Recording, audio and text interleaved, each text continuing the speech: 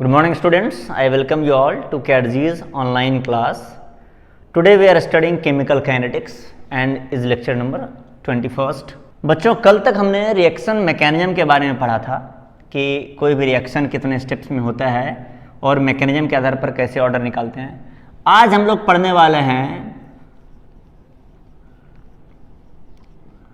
Complex first order reaction.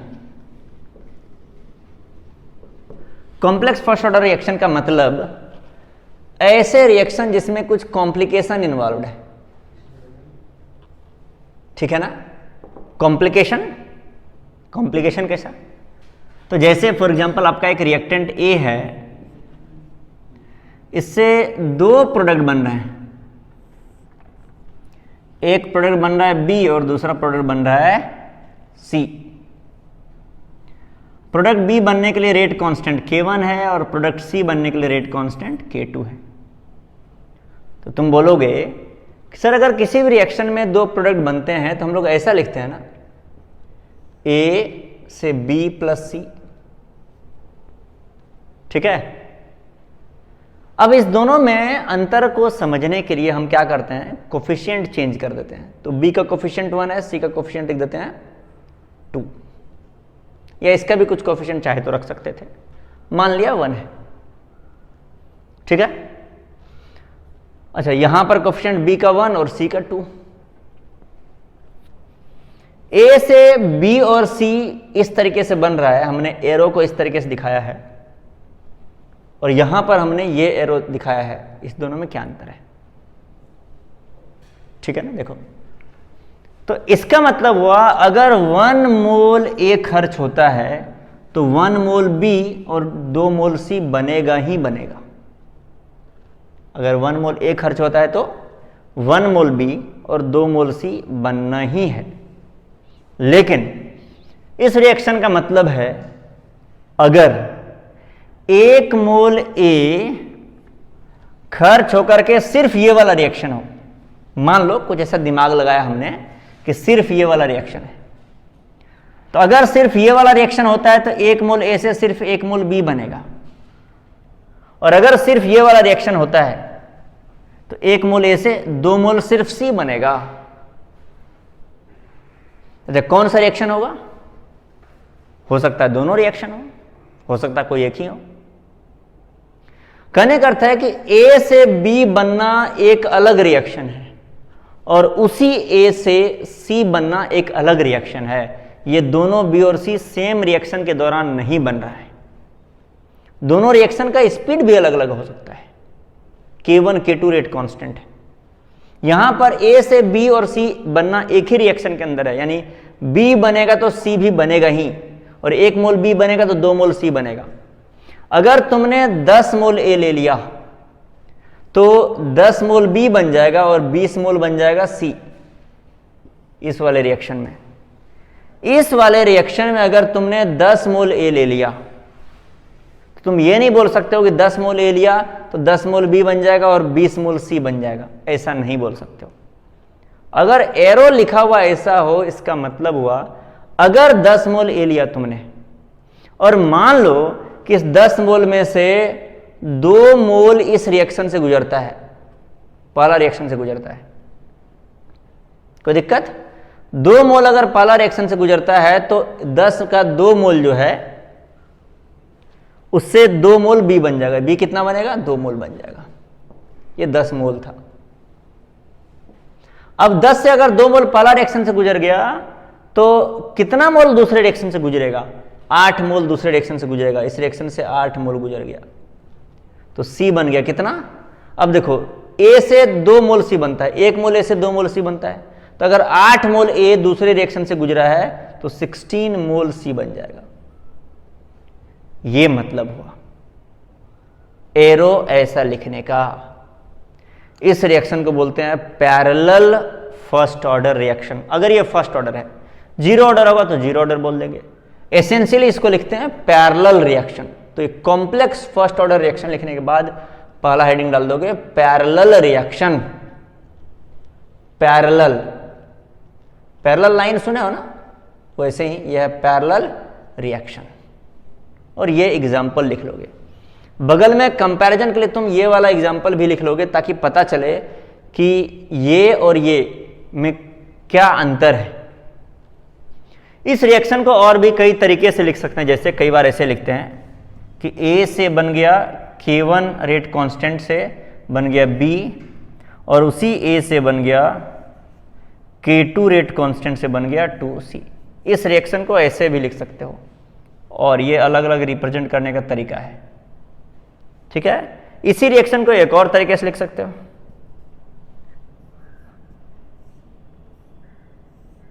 A से बन गया B और A से बन गया 2C। इसके लिए रेट कांस्टेंट K1 है, इसके लिए रेट कांस्टेंट K2 है। ये तीन तरीका हुआ पैरेलल रिएक्शन को रिप्रेजेंट करने का। ये दोनों देखो एक ही जैसा दिखता है, ये थोड़ा सा अलग दिखता है। ठीक है, एक ही रिएक्टेंट से दो अलग अलग रास्ते से दो अलग अलग रिएक्टेंट बने, सॉरी दो अलग अलग प्रोडक्ट बने, उसको बोलते हैं पैरेलल रिएक्शन। ठीक है, इसको अगर तुम लोग नोट डाउन कर लिए हो तो अब हम आगे बढ़ेंगे, पैरेलल रिएक्शन के बारे में और डिटेल में चर्चा स्टार्ट करेंगे। अब देखो, ये जो रिएक्शन है पैरेलल, इस रिएक्शन के लिए हम लोग रेट लॉ लिखना चाहते हैं, ये मानते हुए कि ये एक फर्स्ट ऑर्डर रिएक्शन है। तो रेट लॉ क्या लिखते हैं? रेट लॉ हम लोग लिखते हैं रेट इज इक्वल टू के इंटू, अच्छा रेट होता क्या है? तो पहले रेट होता है, रिएक्टेंट के टर्म में बात किया जाए तो लिखोगे minus change in concentration of A d A by d t. कोई दिक्कत? और this is also this is equal to A का जो खर्च होने का रेट है, ए किस रेट से खर्च करेगा? तो ए दो रिएक्शन में दो रास्ते से खर्च हो रहा है, पहला रास्ते से प्लस दूसरा रास्ते से, दोनों रास्ते से जो खर्च है दोनों को जोड़ दो। तो पहला रास्ते से अगर यह फर्स्ट ऑर्डर रिएक्शन है तो पहला रास्ते का खर्च हो जाएगा K1 into concentration of A, reactant का concentration to the power 1 into K, यही तो होता है रेट, पहला रास्ते से खर्च होने का रेट। दूसरा रास्ते से ए का खर्च होने का रेट क्या है? दूसरा रास्ते से ए के खर्च होने का रेट है K2 into concentration of A to the power 1। कोई दिक्कत? और यहां से तुम देखोगे तो K1 प्लस K2 कर दो, K1 प्लस K2 अलग हो गया, और कॉमन तुम्हारा क्या आ गया? कॉमन आ गया concentration of A to the power 1। देखो, तो ये तो तुम्हारे एकदम पुराने ढर्रे पर पहले जैसा तुम रिएक्शन लिखते थे। मान लो, अब ये तुम लोग लिखोगे नहीं कॉपी में, हम बस समझाने के लिए लिख रहे हैं। ए से अगर बी बन रहा होता है तो तुम लिखते हो minus d A by d t, और ये होता है के इंटू कॉन्सेंट्रेशन ऑफ ए, अगर ये फर्स्ट ऑर्डर रिएक्शन है। तो ये भी तो वैसा ही है, देखो ना, minus d concentration of A by d t is equal to K1 plus K2 into concentration of A. सिर्फ एक ही बात का तो अंतर हुआ है कि इधर एक K था, इधर दो K है, K1 प्लस K2, पर K1 कांस्टेंट है, K2 कांस्टेंट है, तो दोनों का सम भी कांस्टेंट रहेगा। तो हुआ क्या है, इसको देखो थोड़ा सा मॉडिफाई करके लिख देते हैं, minus d A by d t, K1 plus K2 को लिख देते हैं K इफेक्टिव, कोई दिक्कत, into concentration of A to the power 1। अब देखो, ये और ये इस दोनों में कोई अंतर नहीं है, बस सिर्फ अंतर है इसका कांस्टेंट अलग है, इसका कांस्टेंट अलग है। अब हम इसको मिटा दे रहे हैं। अब तुम लोग बताओगे जल्दी से इसका इंटीग्रल रेट लॉ क्या होगा। यहां से इंटीग्रेट करोगे, फर्स्ट ऑर्डर रिएक्शन है, तो इंटीग्रल रेट लॉ हो जाएगा के के जगह पर बस के इफेक्टिव लिख दोगे, के इफेक्टिव जो कि K1 प्लस K2 है, K effective into t is equal to, K effective into t is equal to 2.303 log C not A, sorry C not by C t, C not by C t. यह C not क्या है? तो C not is equal to initial concentration of A and Ct is equal to concentration of A at t time, किसी time t पर A का concentration है C T. ठीक है बच्चों, तो ये जैसा पहले रेट लॉ निकल करके आता था वैसा ही एग्जैक्ट रेट लॉ अभी भी निकल करके आएगा। यहां से यहां तक हम इंटीग्रेट नहीं किए हैं अभी क्लास में, क्योंकि ये इंटीग्रेशन हम लोग कई बार कर चुके हैं। ठीक है, बस एक चीज और इसके साथ तुमको लिखना पड़ेगा साइड में, वो क्या, K effective is equal to K1 plus K2। कोई दिक्कत? तो ये इस तरीके से पैरेलल फर्स्ट ऑर्डर रिएक्शन का हम लोग एनालिसिस करते हैं। तुम लोग इसको नोट डाउन कर लोगे तो हम क्वेश्चन पूछेंगे फिर।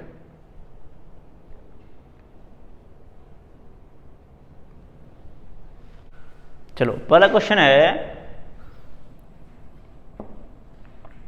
For a parallel first order reaction A से बन रहा है बी और ये 2C, ये है K1 और ये है K2।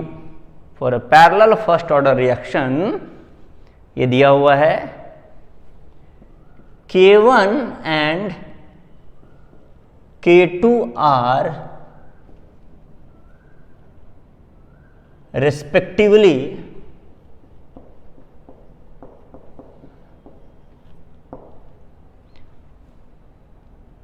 One into 10 to the power K1 है तुम्हारा, सॉरी ये 2 into 10 to the power 2 into 10 to the power -2 second inverse and 1 into 10 to the power -2 second inverse. ये K1 K2 दिया हुआ है। कैलकुलेट पहला, कैलकुलेट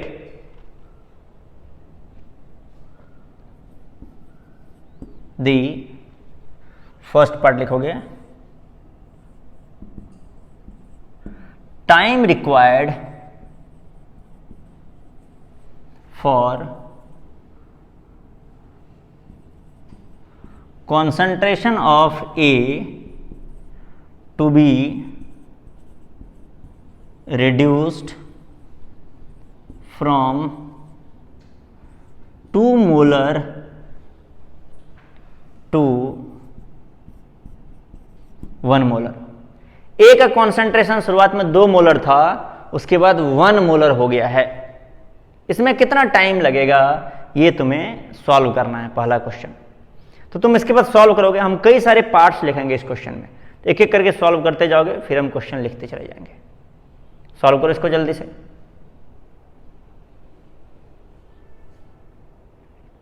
चलो इसका सॉल्यूशन तुम लोग लिख चुके होगे, तो हम बना रहे हैं, तुम लोग मैच करा लोगे। ठीक है, करना क्या है तुम्हें सिर्फ इंटीग्रल रेट लॉ निकाल देना है। वो है K effective into t is equal to 2.303 log C not by C t. बस इतना ही करना है और कुछ भी नहीं। के इफेक्टिव कितना है? तो के इफेक्टिव है K1 प्लस K2। K1 है तुम्हारा 2 into 10 to the power -2 plus K2 कितना है? K2 है 1 इंटू 10 टू द पावर -2, दोनों का सम, और ये सेकेंड इनवर्स दोनों का यूनिट है। इंटू टाइम है तो तुम्हें निकालना है ना, T is equal to 2.303 log C not. Initial concentration कितना है? यह है 2 मोलर, और कितना तक जाना है इसको? 1 मोलर तक जाना है, तो ये हो गया log 2। कोई दिक्कत? अब यहां से देखो, इसके आगे सॉल्व कर रहे हैं, तो यहां से हो गया तुम्हारा T इज इक्वल टू, ये जो पूरा वैल्यू देखो 2.303 log 2, 2.303 log 2 कितना हो गया? log 2 होता है 0.301, 0.301 बाय के effective K1 plus K2। K1 plus K2 कितना है? 3 इंटू 10 टू द पावर -2। कोई दिक्कत? तो इसको मल्टीप्लाई करोगे तो देखो ये हो जाएगा 2.303 0.301, हम बताए थे ये होता है 0.693, कोई दिक्कत?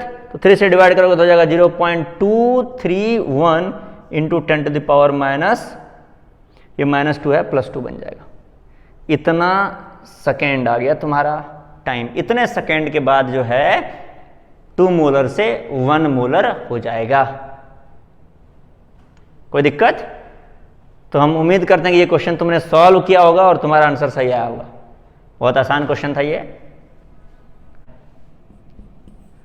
T half of overall reaction,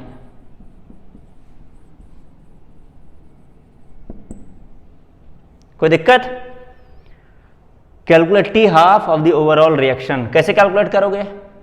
तो सिंपल बात है, T हाफ ओवरऑल रिएक्शन का हो जाएगा, ओवरऑल लिख देते हैं इधर हम लोग, ओवरऑल ये हो जाएगा 0.693 बाय K ओवरऑल यानी K इफेक्टिव। ठीक है, तो कितना आ गया? 0.693 बाय K इफेक्टिव कितना है? K इफेक्टिव है, दोनों का K जोड़ दो, 2 into 10 to the power -2 plus 1 into 10 to the power -2 second inverse. तो 2 + 1 कितना हो गया? ये आ गया 3 इंटू 10 टू द पावर -2। फिर आंसर इसको सॉल्व करोगे तो आ जाएगा 0.231 10 टू द पावर 2 सेकेंड। अरे पिछला वाला ही आंसर आ गया। आना चाहिए था, बिल्कुल आना चाहिए था। वो क्यों? क्योंकि पिछला में भी देखो ना, हाफ लाइफ टाइम का ही तो टाइम निकालना था हमें।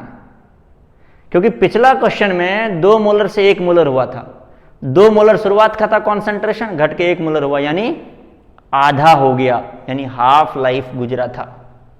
इसीलिए ओवरऑल T ओवरऑल इस बार भी उतना ही आया जितना पिछले क्वेश्चन में आया था। कोई दिक्कत? एक और question, third part. The ratio of product B and C in the product mixture. तीसरा पार्ट है, calculate the ratio of product B and product C in the reaction mixture. Reaction mixture में B और C का ratio कितना होगा? कितना B बना होगा, कितना C बना होगा? एक बार ट्राई करो, अच्छा क्वेश्चन है ये, थोड़ा सा दिमाग लगाओ तो बन जाएगा। अच्छा है लेकिन आसान है।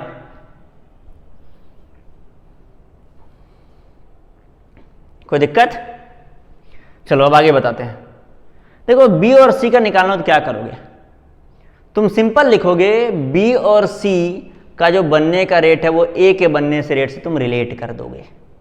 कैसे? देखो, तो तुम लिखोगे -dA/dt, लिख सकते हो -dA/dt। पहले रिएक्शन में A जिस स्पीड से खर्च हो रहा होगा, सिर्फ पहले रिएक्शन बोलते हैं, फर्स्ट पार्ट में। तुम बोल सकते हो this is equal to dB/dt, dB/dt। इस रिएक्शन को भूल जाओ ना, मान लो पहला ही रिएक्शन हो रहा है, तो पहले रिएक्शन में A, हम A के ओवरऑल खर्च होने का रेट नहीं लिख रहे हैं बच्चों, हम उसी रेट को लिख रहे हैं A के खर्च होने का जो पहले रिएक्शन में हो रहा है। और पहले रिएक्शन में A किस रेट से खर्च हो रहा है? तो ये हो रहा है K1 into concentration of A। दूसरे रिएक्शन में खर्च होता है K2 into concentration of A। लेकिन दूसरे रिएक्शन का जोड़ते तो यहां पर फर्स्ट लगाने का जरूरत नहीं था, हम लोग बता रहे हैं सिर्फ पहले रिएक्शन में। इधर लिख देते हैं पहले रिएक्शन। रिएक्शन का हिंदी तो अभी अच्छा रासायनिक अभिक्रिया होता है, लेकिन इधर हम इंग्लिश में लिख देते हैं। तो ये जो लिखे हम पहले रिएक्शन में A के खर्च होने का रेट सिर्फ लिखे हैं, तो -dA/dt को तुम dB/dt लिख सकते हो, क्योंकि दोनों का कोफिशिएंट 1 है, और यहां से आ गया K1A। अब यहां से वैसे तुम C के बारे में लिख दो, दूसरे रिएक्शन -dA/dt, दूसरे रिएक्शन में। कौन से रिएक्शन में? सेकेंड रिएक्शन में। इज इक्वल टू क्या लिखोगे बताओ जल्दी से? क्या dC/dt लिख सकते हो? dC/dt लिख सकते हो? नहीं, लिखोगे 1/2 dc/dt। कोफिशिएंट से डिवाइड भी तो करना होता है। जैसे जैसे आगे बढ़ते हैं पढ़ाई में, पिछले पढ़ाई को भूल जाना चाहिए, है कि नहीं, ताकि कहीं यूज ना करना पड़ जाए। तो यहां से इसके बाद क्या लिखोगे, and this is equal to, पहले रिएक्शन में तो K1 इंटू ए स्पीड से खर्च हो रहा था, दूसरे रिएक्शन में K2 इंटू ए स्पीड से खर्च हो रहा है। तुम्हें अगर याद हो तो हमने जस्ट अभी लिखा था कि ए नेट कितना खर्च हो रहा था, और वो था K1A प्लस K2A। ठीक है, अब देखो यहां पे, तो यहां से देखो, अब इस पार्ट को भूल जाओ, इसको यहां से dc/dt निकाल लो। dc/dt इज इक्वल टू कितना आ गया, 2 इंटू K2 इंटू ए। कोई दिक्कत? dc/dt देखो, c का कोफिशिएंट जो था ये 2 इधर आके K2 के साथ मल्टीप्लाई कर गया। कोई दिक्कत? अब क्या करोगे तुम, इसको इक्वेशन 1 मान लो और इसको इक्वेशन 2 मान लो, और 1 डिवाइडेड बाय 2 कर दो बच्चों। तो देखो 1/2 करोगे तो ये हो जाएगा dB/dt divided by dc/dt is equal to, dB/dt कितना था, इधर से याद कर रहे हैं, वो था K1 इंटू ए। dc/dt कितना है, 2K2 इंटू ए। अब देखो बच्चों, dt कट गया। ठीक है, क्या बचा तुम्हारा, ये बचा change in concentration of B. तो बी का कॉन्सेंट्रेशन शुरुआत में जितना था उसमें जो चेंज आया होगा, शुरुआत में 0 था, बी के कॉन्सेंट्रेशन में 5 यूनिट का चेंज आ गया। शुरुआत में 0 था, 5 यूनिट का चेंज आ गया, तो कितना फाइनली बना बी, अरे जितना चेंज आया उतना ही बना, क्योंकि शुरुआत में तो 0 था। तो बी के कॉन्सेंट्रेशन में जितना चेंज आया उतना ही बी हो गया ना। अगर मान लो बी का कॉन्सेंट्रेशन शुरुआत से कुछ होता, एक आध मोलर, तो उसको जोड़ देते सिंपली, यहां पर कॉन्सेंट्रेशन ऑफ बी लिख देते, प्लस जो भी तुमको शुरुआत का था वो वैल्यू जोड़ देते। इस रिएक्शन से बी और सी कितना बना है वो हम यहां पे बता दे रहे हैं। तो देखो नीचे में कॉन्सेंट्रेशन ऑफ सी आ गया, सी के कॉन्सेंट्रेशन में जो चेंज आया, सी का कॉन्सेंट्रेशन भी शुरुआत में प्रोडक्ट है ना, 0 था, तो 0 था तो जितना चेंज आया उतना ही सी बना होगा। शुरुआत में 0 था, 10 मोल का चेंज आ गया, यानी 10 मोल सी बन गया होगा। तो concentration of B by concentration of C क्या हो गया बताओ, ये हो गया K1/2K2। अब आगे तुम याद रखोगे, नोट करके बता देते हैं। बी का कॉन्सेंट्रेशन बाय सी का concentration K1 into 1 by K2 into 2। याद रहेगा? याद नहीं रहेगा तो यहीं पर एक बॉक्स बना लो, एक बक्सा बना लो ऐसा, उसमें लिख दो concentration of B by concentration of C. अच्छे से बनाना ताकि बाद में ध्यान रहे। Is equal to K1 into 1 by K2 into 2।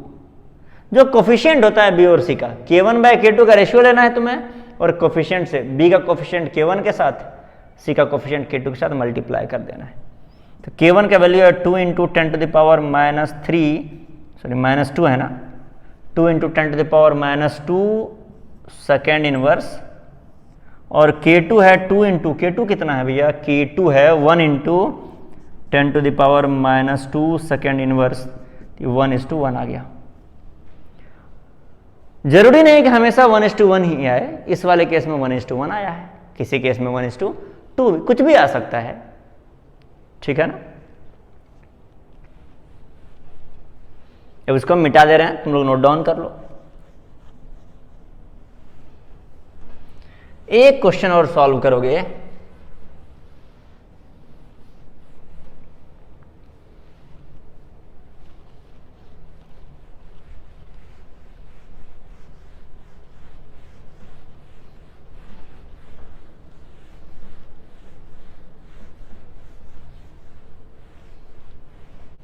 वो क्वेश्चन क्या है, देखो parallel first order reaction, A से बन रहा है बी और ए से बन रहा है सी। पहले स्टेप का जो टी हाफ है T1/2, इसको थोड़ा सा बड़ा करके लिखते हैं ताकि तुम्हें आसानी से दिखाई दे। For a parallel first order reaction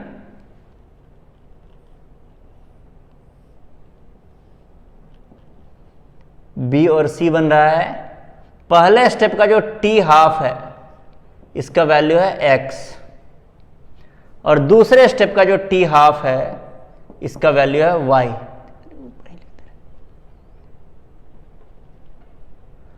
पहले स्टेप का टी हाफ है x, दूसरे स्टेप का टी हाफ है y। यानी कि अगर सिर्फ पहला रिएक्शन होगा, सिर्फ इसको रोक दिया जाए दूसरे रिएक्शन को, सिर्फ अगर पहला रिएक्शन होगा तो x टाइम में a पूरा का पूरा a का आधा वैल्यू खर्च हो जाएगा और b में कन्वर्ट हो जाएगा।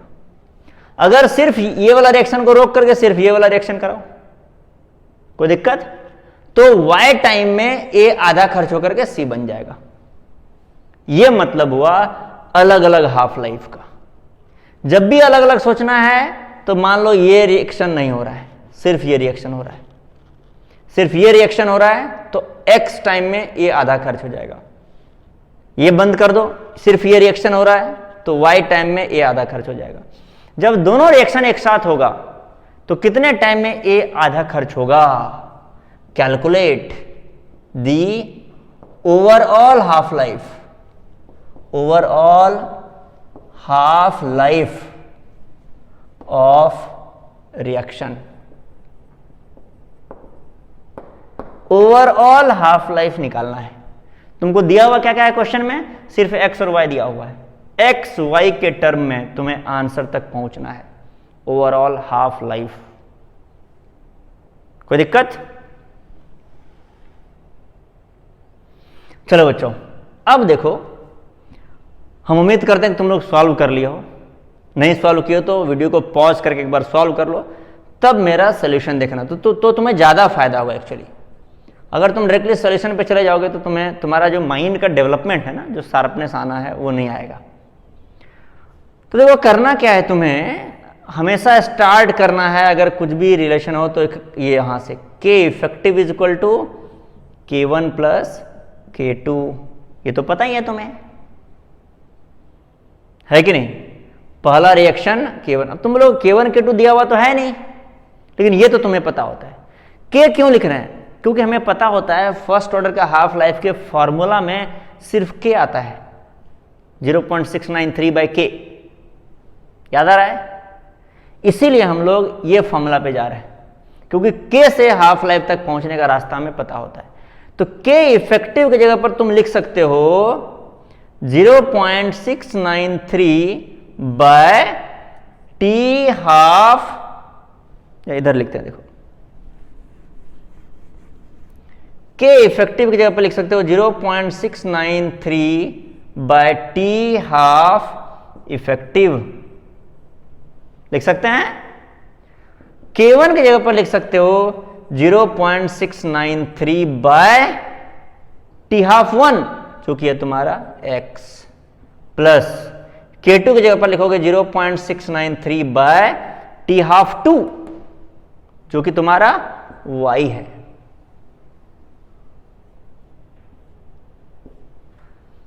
T हाफ इफेक्टिव कितना आ गया बताओ तो? यहां से 1/T हाफ इफेक्टिव हो गया 1/x प्लस 1/y।